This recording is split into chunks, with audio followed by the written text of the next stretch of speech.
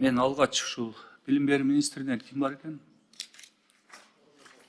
Бар буякта. Биринчи орун басар Бекжан Субаналиев. Сиз мына Ош шаарындагы Лотос жетим балдар үйү боюнча маалыматыңыз барбы? Билесизби бар экен? Лотус? Жок, маалымат жок экен азыр менде. Неге? Неге билбейсиздер? Мен айтайын дегенде, урматтуу коллегалар, анда билим берүү министри мына кечегиде ошо барып, мен жакында эле ошол Ош шаарынан депутат болуп келгем. Лотос деген жетим балдар үйү бар экен.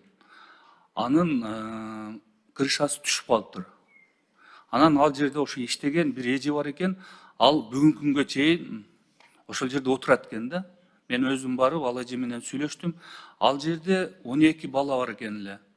Аларды тарбиялап, ушинтип чоңойтуп келаткан экен.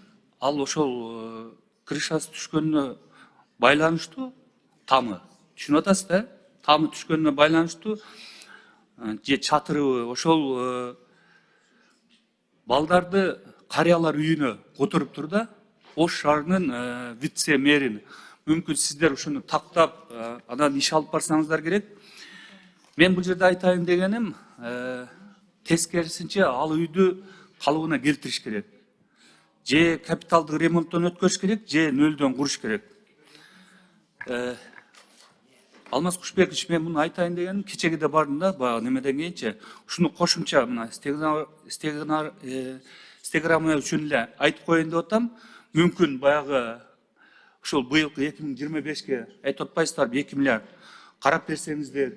Себеби ал балдар чынында эле да, ал эжени угуп отурса, мен буюрса баягы мынау билим берүү министри дагы кайдыгер карабаса керек бул боюнчачы. Алардын айтышы боюнча, эми ал балдар күндө кат жазат экен, ал эжеге ыйлайт экен, эми башкача да, аны уккандачы. Ошого бир ушуга кайдыгер карабай, мүмкүн башынан салып бересиздерби, мүмкүн ошо чатырын капремонт кылабызбы, ушуну бир эске алсаңыздар. Андан сырткары мен бул жерде дагы бир жана жогоруда негизинен маалымат алдым.